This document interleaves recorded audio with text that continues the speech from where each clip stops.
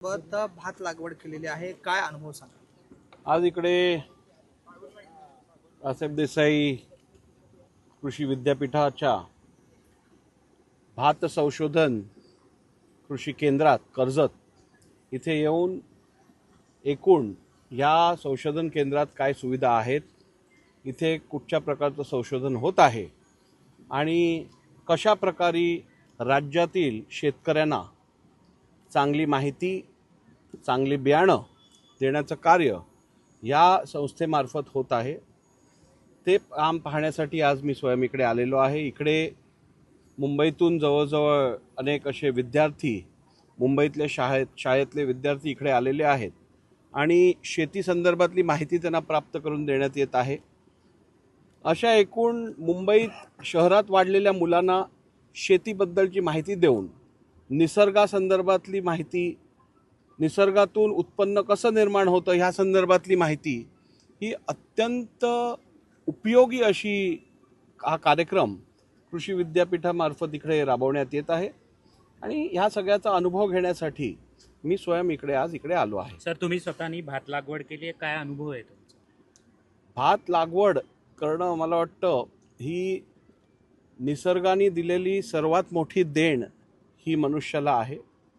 शेतकरी कुठच्या त्रासातून, कुठच्या कष्टातून हे सगळं संभव करतो, हे सगळं उभं करतो.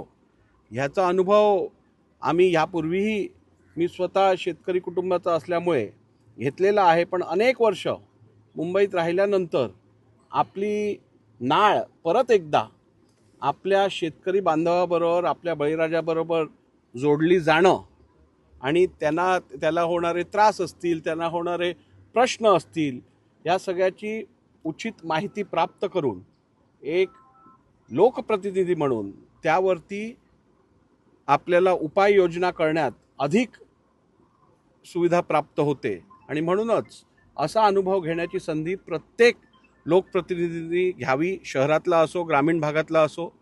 आणि माझ्या शुभेच्छा. केंद्राचं काम अत्यंत चांगलं चाललेलं आहे. संशोधन लॅब्स मी त्यांच्या बघितल्या, रिसर्च लॅब्स बघितल्या. त्या रिसर्च लॅबॉरेटरीमध्ये ज्या बियाणं निर्माण करायला जवळजवळ 6 महिन्याचा वेळ लागतो, तो अर्ध्या वेळेत आता ह्या लॅब्समध्ये ते बियाणं तयार करण्यात येतं आणि त्याचा फायदा निश्चितपणे शेतकऱ्यांना, बळीराजाला आपण मिळवून देऊ. शेताच्या बांधावर आहात म्हणून सर प्रश्न, आणि विशेषतः आपण कोकणामध्ये आहात. कोकणातील शेतकऱ्यावरती अन्याय केला जातो, मात्र राज्यातील इतर शेतकऱ्यांना भरपाई मिळते, मदत मिळते, पण कोकणातील शेतकऱ्यांना मिळण्यास दिरंगाई होते, असा कोकणातील शेतकऱ्यांचा आक्षेप आहे. निश्चितपणे कोकणाचा शेतकरी पण हा कष्टकरी आहे. खूप मेहनत घेऊन कधी पूर असतो, कधी दुष्काळ असतो, कधी अतिवृष्टी येते, या सगळ्याचं सामोर्य करत कोकणातील शेतकरी हा अजूनही ताठ उभा आहे. आपण अनेक वेळा बघितलं आहे, कोकणातली आंब्याची झाडं असतील, लागवड असेल, आंब्याच्या झाडांना होणारं नुकसान, काजू पिकाचं होणारं नुकसान, हे निसर्गाच्या एकूण क्लायमेटिक निसर्गाच्या एक प्रकारे आपण बघितलं तर त्यांचा लहरीपणा बघितला तर खूप नुकसान आपल्या शेतकऱ्याचं कोकणातल्या पण होत असतं, ह्याबद्दल दुमत नाही. शासनाकडनं अनेक वेळा एकूण ह्या नुकसानाची भरपाई करण्याची कार्य केलं गेलं आहे. आपण बघितलं असेल, हल्लीच आंबा शेतकरी असेल किंवा काजू बियाणं बागायतदार असेल, या सगळ्यांना पण अनेक वेळा शासनाकडनं मदत दिली गेली आहे.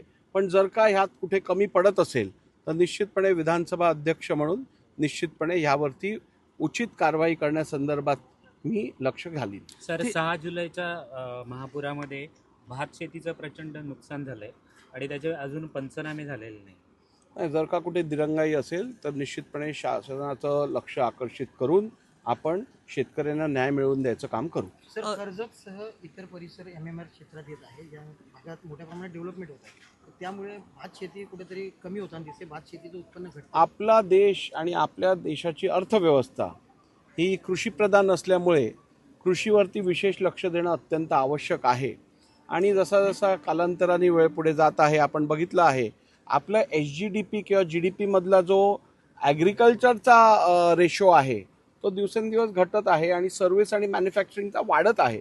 पण कुठेतरी समतोल आणणं अत्यंत आवश्यक आहे, कारण ह्याच देशात स्वातंत्र्यानंतर आपण परिस्थिती बघितलेली की आपल्याकडे फूड सिक्युरिटी नव्हती, अन्न सुरक्षा नव्हतं. आपल्याला पश्चिमी देशांकडे आपल्या अन्न सुरक्षतेसाठी अवलंबून राहायला लागत होतं. पण आज मला अभिमान वाटतो की आमच्या बळीराजाच्या कष्टातून भारत जगाचं पोट भरण्याचं काम करत आहे. आणि ही ख्याती कुठेतरी कमी न हो आणि परत कधी आपण अन्न सुरक्षेसाठी इतर राष्ट्रांवरती अवलंबून न राहावं म्हणून ह्या देशात शेतीचं प्रमाण हे वाढलं पाहिजे, उत्पन्नाचं प्रमाण हे वाढलं पाहिजे. आणि त्यासाठी स्वर्गीय बाळासाहेब देसाई कृषी विद्यापीठात बाळासाहेब सावंत कृषी विद्यापीठामार्फत असे उपक्रम सातत्याने बजावले जात आहेत, हाती घेतले जात आहेत आणि त्यातून शेती उत्पन्नासाठी फायदा होत आहे. आणि माझं या कृषी विद्यापीठाला, बाळासाहेब सावंत कृषी विद्यापीठाला मनापासून मी शुभेच्छा देतो की त्यांनी अत्यंत चांगलं कार्य इथे हाती घेतलेलं आहे आणि योग्यरित्या त्यांचं काम इकडे चालू आहे. सर, दुसरा एक वेगळा प्रश्न आहे राजकीय, की काँग्रेसनी DCM सुनेत्राताई पवार यांना गुंगी गुडिया म्हटलंय, आपली काय नेमकी? दुर्दैवी आहे. महाराष्ट्राची संस्कृती ही अगदी वेगळी आहे. महाराष्ट्राच्या राजकीय संस्कृतीत पण महिलेचा आदर आणि आमच्या मायभगिनींचा आदर ठेवणं ही आपली संस्कृती राहिलेली आहे. त्यामुळे अशा शब्दप्रयोग करणं मला वाटतं दुर्भाग्यपूर्ण आहे.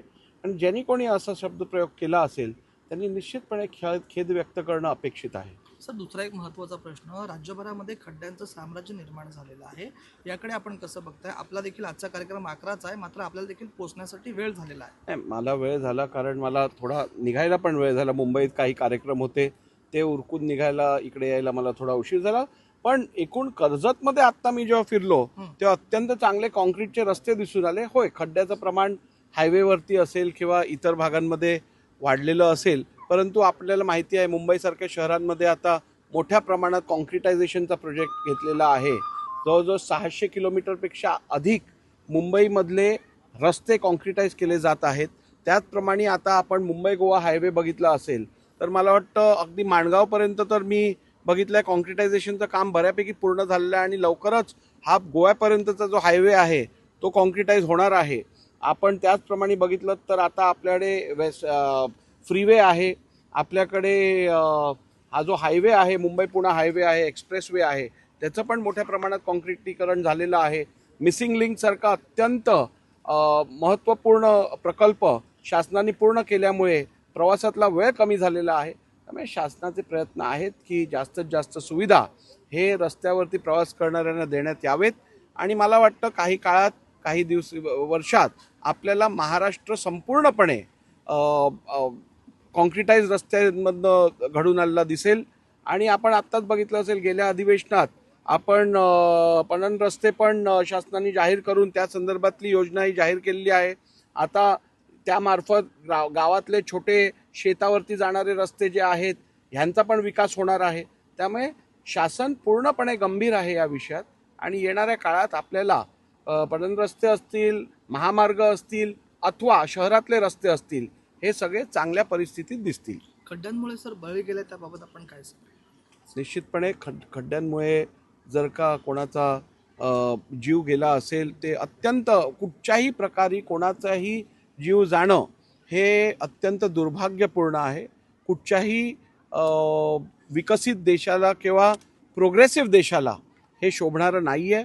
भारत आपल्या सर्वांना माहिती आहे आता जगातली चौथी सर्वात मोठी अर्थव्यवस्था आहे. 2027 पर्यंत आपली अर्थव्यवस्था जगातली 3री सर्वात मोठी अर्थव्यवस्था होईल. 2047 पर्यंत आपला देश हा संपूर्णपणे विकसित देश म्हणून पुढे येईल. आणि म्हणूनच येणाऱ्या काळात अशा प्रकारे कोणाचाही मृत्यू होऊ नये, जीव जाऊ नये या संदर्भात योग्य ती खबरदारी घेतली जाईल.